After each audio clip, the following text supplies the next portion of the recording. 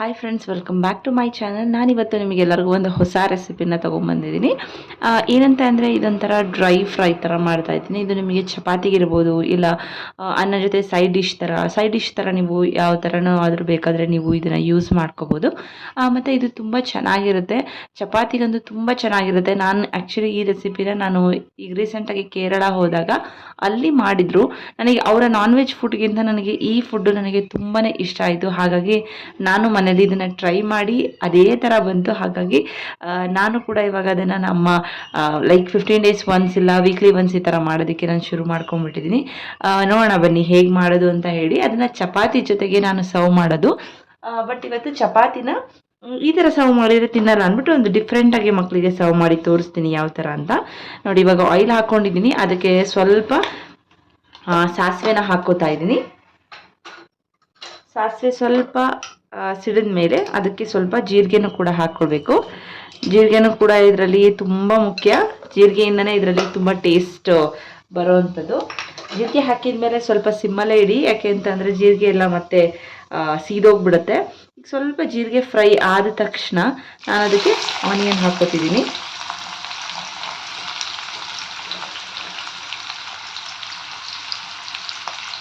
Onion ಹಾಕೊಂಡ್ಮೇಲೆ ಅದಕ್ಕೆ ಸ್ವಲ್ಪ onion ಬೇಯಿಸೋದಕ್ಕೆ ಅಂತ ಹೇಳಿಬಿಟ್ಟು ಬೇಗ ಬೇಯಲಿ ಅಂತ ಹೇಳಿ ಸ್ವಲ್ಪ ಸಾಲ್ಟ್ ಹಾಕ್ಕೊತಾ ಇದ್ದೀನಿ.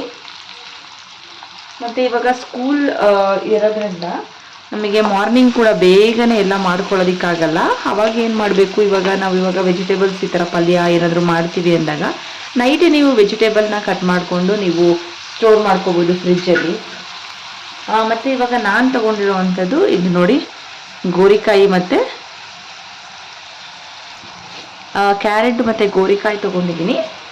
ಮತ್ತು ಇಲ್ಲಿ ಆಲೂಗಡ್ಡೆನ ಕೂಡ ಸಿಪ್ಪೆ ತೆಗೆದು ಕಟ್ ಮಾಡಿ ಇಟ್ಕೊಂಡಿದ್ದೀನಿ.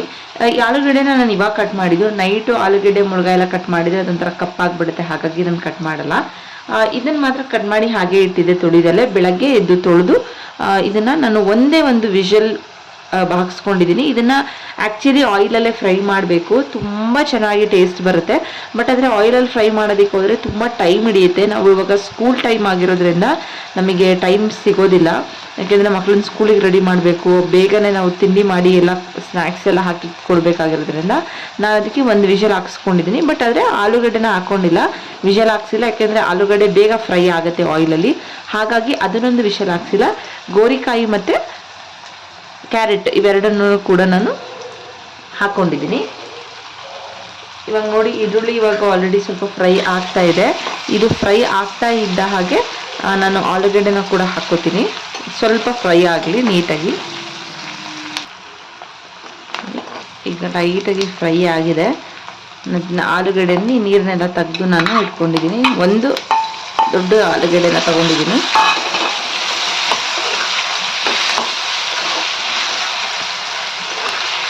ಮತ್ತು ಇದು ತುಂಬ ಈಸಿ ಕೂಡ ಮಾಡೋಕ್ಕೆ, ಕಡಿಮೆ ಇಂಗ್ರೀಡಿಯೆಂಟ್ಸು, ಇನ್ನೇನು ಇಲ್ಲ. ಜಸ್ಟ್ ಇದು ಮತ್ತು ಎಲ್ಲ ವೆಜಿಟೇಬಲ್ಸ್ ಹಾಕಿ ಸ್ವಲ್ಪ ಪೌಡರ್ಗಳನ್ನ ಹಾಕಿ ಸ್ವಲ್ಪ ಹೊತ್ತು ಬೇಯಿಸಿದ್ರೆ ಆಯಿತು, ಮುಗ್ದೇ ಹೋಗುತ್ತೆ.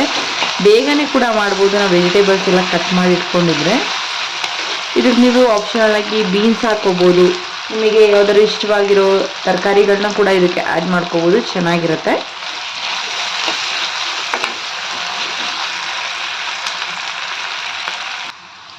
ಇವಾಗ ಆಲೂಗಡ್ಡೆ ಎಲ್ಲ ಚೆನ್ನಾಗಿ ಫ್ರೈ ಆಗಿದೆ ನೋಡಿ. ಹಿಂಗೆ ಕಟ್ ಮಾಡಿದ ತಕ್ಷಣ ಹಿಂಗೆ ಕಟ್ ಆಗಬೇಕು. ಇವಾಗ ಇದಕ್ಕೆ ನಾನು ಬೇಯಿಸಿಟ್ಟಿರುವಂಥ ಗೋರಿಕಾಯಿ ಮತ್ತು ಕ್ಯಾರೆಟ್ನ ಹಾಕೋತಾ ಇದ್ದೀನಿ.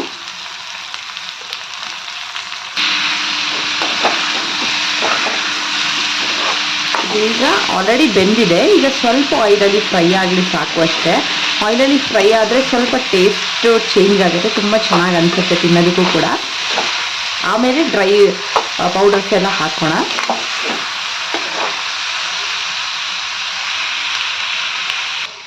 ಅದ್ರ ಜೊತೆಗೆ ನೋಡಿ, ನಾನು ಚಪಾತಿ ಆಲ್ರೆಡಿ ನಾರ್ಮಲ್ ಚಪಾತಿ ಹೇಗೆ ಮಾಡ್ಕೊಂಡು ನಾನು ಒಂದು ಚಪಾತಿನ ಲಟ್ಟಿಸ್ಕೊಂಡಿದ್ದೀನಿ.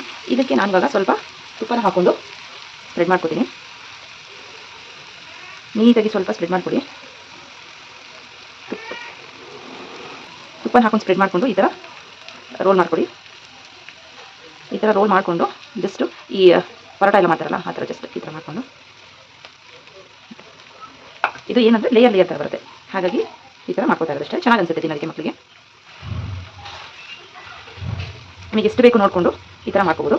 ಮೈದಾದಲ್ಲಿ ಮಾಡ್ತಾರೆ, ಬಟ್ ಮೈದಾ ಅಷ್ಟು ಏನು ತುಂಬ ಒಳ್ಳೆಯದೇ ಅಲ್ಲ. ಎಲ್ಲೋ ಒಕೇಶನಲ್ಲಿ ಒನ್ಸ್ ಯಾರಾದರೂ ಹೊರಗಡೆ ಹೋದಾಗ ತಿನ್ನಬೇಕು ಅಂದರೆ ಓಕೆ, ಬಟ್ ಯಾವಾಗಲೂ ಕೂಡ ಮನೇಲೂ ಕೂಡ ಮೈದಾ ಯೂಸ್ ಮಾಡಬಾರ್ದು ಅಷ್ಟಾಗಿ. ಹಾಗಾಗಿ ನಾನು ಮೈದಾ ಮನೇಲಿ ಪ್ರಿಫರ್ ಮಾಡಲ್ಲ. ಇನ್ ಕೇಸ್ ಏನಾದರೂ ಸ್ವೀಟ್ಸ್ ಈ ಥರ ಏನಾದರೂ ಮಾಡ್ತಾ ಇದ್ದೀನಿ, ಅದು ಆಗೋದೇ ಇಲ್ಲ ಅಂದರೆ ಮಾತ್ರ ನಾನು ಮೈದಾ ಯೂಸ್ ಮಾಡ್ತೀನಿ, ಇಲ್ಲಾಂದರೆ ಆಲ್ಮೋಸ್ಟ್ ನಾನು ಮೈದಾ ಯೂಸ್ ಮಾಡಲ್ಲ. ನೋಡಿ ಇವಾಗ ಇದಾಗಿದೆ. ಇದೇ ಥರ ನಮಗೆ ಎಷ್ಟು ಬೇಕು ನಾವು ಸ್ಕೂಲಿಗೆ ಇವಾಗ ಎಷ್ಟು ಕೊಟ್ಟು ಕಳಿಸ್ತೀವಿ ಅಷ್ಟನ್ನು ಲಟ್ಟಿಸ್ಕೊಂಡ್ರೆ ಆಯಿತು. ಈ ಥರ ಮಾಡಿ ಸೇಮ್ ಅದೇ ಥರ ತುಪ್ಪ ಹಚ್ಚೋದು ಪರೋಟ ಥರ ಮಾಡ್ಕೊಂಡು ಮಾಡೋದಷ್ಟೇ. ನೋಡಿ ಎಷ್ಟು ತೆಳ್ಳಗೆ ಬೇಕು ಅಷ್ಟೆಲ್ಲ ನಾವು ಮಾಡ್ಕೋಬೋದು. ಸ್ವಲ್ಪ ಅರಿಶಿನ ಹಾಕ್ಕೊಂಡಿದ್ದೀನಿ ಅದಕ್ಕೆ. ಈಗ ಸ್ವಲ್ಪ ನಮಗೆ ಎಷ್ಟು ಬೇಕು ನೋಡಿಕೊಂಡು ಖಾರ ಪುಡಿ ಹಾಕ್ಕೊಳ್ಳೋಣ. ಮತ್ತು ಇದು ಅಷ್ಟೇ ಕೊರಿಯಾಂಡರ್ ಪೌಡರು, ಅದನ್ನು ನೋಡಿಕೊಂಡು ಹಾಕ್ಕೊಳ್ಳಿ.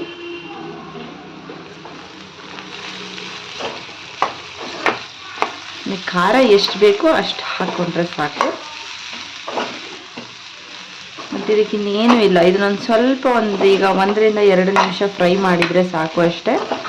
ಈಗ ಸಾಲ್ಟ್ ಎಲ್ಲ ಕರೆಕ್ಟಾಗಿದೆಯಾ ಅಂತ ನೋಡ್ಕೊಳ್ಳಿ. ಇವಾಗ ಸಿಮ್ಮಲ್ಲೇ ಇಟ್ಕೊಂಡು ನೀವು ಮಾಡ್ಕೋಬೇಕು. ಆಲ್ರೆಡಿ ಎಲ್ಲ ವೆಜಿಟೇಬಲ್ಸು ಬೆಂದಿರೋದ್ರಿಂದ ಮತ್ತೆ ಬೇಯಿಸೋ ಅವಶ್ಯಕತೆ ಇಲ್ಲ. ಜಸ್ಟ್ ಇವಾಗ ಹಾಕಿರೋ ಅಂಥ ಮಸಾಲೆ ಕೋಟ್ ಆಗಬೇಕು ಒಂದು ರೌಂಡು. ಹಾಗಾಗಿ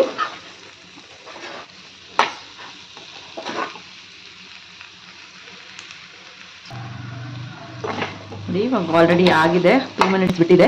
ಇದ್ರ ಮೇಲೆ ನೀವು ಸ್ವಲ್ಪ ಕಾಯಿ ತುರಿ ಹಾಕಿದ್ರು ಕೂಡ ತುಂಬ ಚೆನ್ನಾಗಿರುತ್ತೆ. ಇವಾಗ ನನಗೆ ಕಾಯಿ ತುರಿನ ನಾನು ರೆಡಿ ಮಾಡ್ಕೊಂಡಿಲ್ಲ, ಮಕ್ಕಳಿಗೆ ಆಲ್ರೆಡಿ ಸ್ಕೂಲಿಗೆ ಲೇಟ್ ಆಗುತ್ತೆ ಅದನ್ನೆಲ್ಲ ಮಾಡ್ಕೊಳಕ್ಕೆ ಹೋದರೆ. ಹಾಗಾಗಿ ನಾನು ಇದನ್ನು ರೋಲ್ ಮಾಡ್ಕೊಳ್ಳೋದ್ರಿಂದ ಅದು ಅವಶ್ಯಕತೆ ಏನಿಲ್ಲ ಅನಿಸ್ತು. ಹೀಗೆ ಚೆನ್ನಾಗಿದೆ.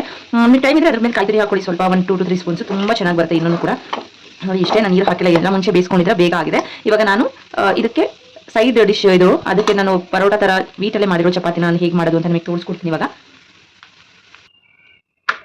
ಇವಾಗ ನಾವು ಮಾಡ್ಕೊಂಡಿರೋಂಥ ಚಪಾತಿನ ನಾನು ಅದಕ್ಕೆ ಹಾಕಿ ಬೇಯಿಸ್ತಾ ಇದ್ದೀನಿ. ಇದಕ್ಕೆ ನೀವು ಇಲ್ಲ ಎಣ್ಣೆ ಹಾಕೋಬೋದು, ಇಲ್ಲ ಅಂತಂದರೆ ತುಪ್ಪ ಹಾಕೋಬೋದು. ನಾನು ಸ್ವಲ್ಪ ತುಪ್ಪನೇ ಸ್ಪ್ರೆಡ್ ಮಾಡ್ಕೋತೀನಿ. ಸ್ವಲ್ಪ ನೀಟಾಗಿ ಫ್ರೈ ಆಗಲಿ, ಇದು ಚೆನ್ನಾಗಿ ಬೇಯಲಿ. ಅದಾದಮೇಲೆ ಅದಕ್ಕೆ ಹೇಗೆ ನಾನು ಸ್ಟಫಿಂಗ್ನ ರೆಡಿ ಮಾಡಿರೋದನ್ನು ಹಾಕಿ ಸ್ಕೂಲಿಗೆ ಹೇಗೆ ಪ್ರೆಸೆಂಟ್ ಮಾಡಬೇಕು, ಹೇಗೆ ಅವರಿಗೆ ಇಷ್ಟ ಆಗೋ ಥರ ಕೊಡಬೇಕು, ಅವಾಗ ಕಂಪ್ಲೀಟಾಗಿ ಎಲ್ಲ ತರಕಾರಿ ಪಲ್ಯನೆಲ್ಲ ತಿನ್ಕೊಂಬರ್ತಾರೆ. ಆ ಥರ ಹೇಗೆ ಮಾಡಬೇಕು ಅಂತ ನಿಮಗೆ ತೋರಿಸ್ತೀನಿ. ನೋಡಿ ಇಲ್ಲಿ ಲೇಯರ್ ನಿಮಗೆ ಕಾಣಿಸ್ತಾ ಇದೆಯೋ ಗೊತ್ತಿಲ್ಲ, ಬಟ್ ಇದು ತುಂಬ ನಾನು ಸ್ವಲ್ಪ ಚಿಕ್ಕದಾಗಿ ಮಾಡಿರೋದ್ರಿಂದ ಸ್ವಲ್ಪ ಲೇಯರ್ ಕಾಣಿಸ್ತಾ ಇದೆ. ಈ ಆಲ್ಮೋಸ್ಟ್ ಪರಾಟದಲ್ಲಿ ಬರುತ್ತಲ್ಲ ಆ ಥರ. ನೋಡಿ ಇಷ್ಟ ಆದರೆ ಸಾಕು, ರೆಡಿಯಾಗಿದೆ. ಇವಾಗ ನೋಡಿ ಈ ಚಪಾತಿನ ತಗೊಂಡಿದ್ದೀನಿ, ಇದಕ್ಕೆ ನಾವು ಮಾಡಿರೋವಂಥ ಫಿಲ್ಲಿಂಗ್ಸ್ನ ಹಾಕಬೇಕು. ನಮಗೆ ಎಷ್ಟು ಬೇಕು ನೋಡಿಕೊಂಡು ಈ ಥರ ಫಿಲ್ಲಿಂಗ್ಸ್ನ ಹಾಕಿ ಈ ಕಡೆಯಿಂದ ಹಿಂಗೆ ಕ್ಲೋಸ್ ಮಾಡಿಬಿಟ್ಟು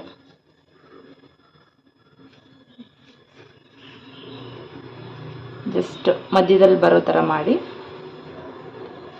ಇದನ್ನು ಹೀಗೆ ಮಾಡಬೇಕು. ನೋಡಿ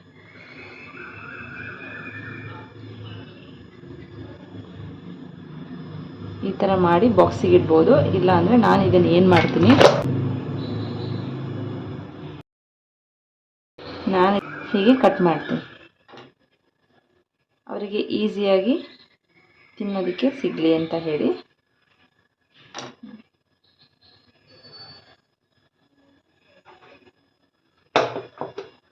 ಇವಾಗ ಇದಕ್ಕೆ ಹೀಗೆ ರೀಅರೇಂಜ್ ಮಾಡ್ಕೋಬೋದು.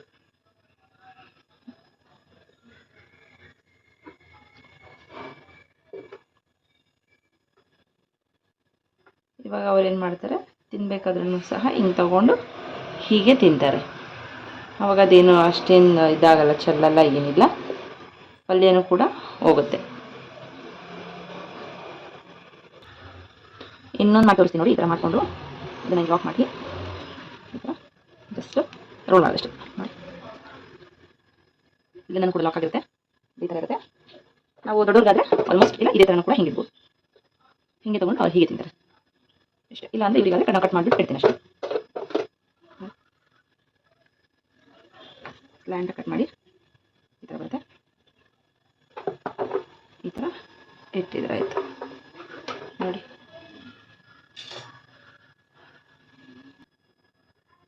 ನೋಡಿ ನಾನು ಇವಾಗ ಸ್ವಲ್ಪ ಡ್ರೈ ಫ್ರೂಟ್ಸ್ ಹಾಕಿದ್ದೀನಿ, ಸ್ವಲ್ಪ ಕೆಚಪ್ ಹಾಕಿದ್ದೀನಿ. ಈಗ ಚಪಾತಿ ರೋಲ್ಸ್ ರೆಡಿಯಾಗಿದೆ ವಿತ್ ವೆಜಿಟೇಬಲ್ ಸ್ಟಫಿಂಗ್ಸು. ಇಷ್ಟನ್ನ ಮಕ್ಕಳಿಗೆ ಕೊಟ್ಟರೆ ಆರಾಮಾಗಿ ತಿನ್ಕೊಂಬರ್ತಾರೆ. ಇದು ಬಂದು ಇವತ್ತಿನ ರೆಸಿಪಿ ಆಗಿತ್ತು. ಇನ್ನು ಇದೇ ಥರ ರೆಸಿಪೀಸ್ಗೆ ನನ್ನ ಚಾನಲ್ನ ನೋಡ್ತಾ ಇರಿ. ಇನ್ನೂ ಯಾರ್ಯಾರು ನನ್ನ ಚಾನಲ್ಗೆ ಸಬ್ಸ್ಕ್ರೈಬ್ ಆಗಿಲ್ಲ ದಯವಿಟ್ಟು ಸಬ್ಸ್ಕ್ರೈಬ್ ಮಾಡಿಕೊಂಡು ನೋಡಿ. ಇಷ್ಟ ಆದರೆ ಒಂದು ಲೈಕ್ ಮಾಡಿ. ನಿಮ್ಮ ಮಕ್ಕಳಿಗೂ ಕೂಡ ಯೂಸ್ ಆಗ್ತಿದೆ ಈ ಥರ ಅಂತ ಹೇಳಿದರೆ ಒಂದು ಕಮೆಂಟ್ ಮಾಡಿ, ನನಗೆ ತುಂಬ ಹೆಲ್ಪ್ ಆಗುತ್ತೆ. ನೀವು ಕಮೆಂಟ್ ಮಾಡೋದ್ರಿಂದ, ಲೈಕ್ ಮಾಡೋದ್ರಿಂದ, ಸಬ್ಸ್ಕ್ರೈಬ್ ಮಾಡೋದ್ರಿಂದ ನನಗೂ ಕೂಡ ಇನ್ನೂ ಮಾಡಬೇಕು ಅಂತ ಹುಮ್ಮಸ್ ಬರುತ್ತೆ. ಹಾಗಾಗಿ ಎಲ್ಲರೂ ಇಲ್ಲಿ ತನಕ ನನ್ನ ವಿಡಿಯೋ ನೋಡಿರೋದಕ್ಕೆ ತುಂಬ ಧನ್ಯವಾದಗಳು.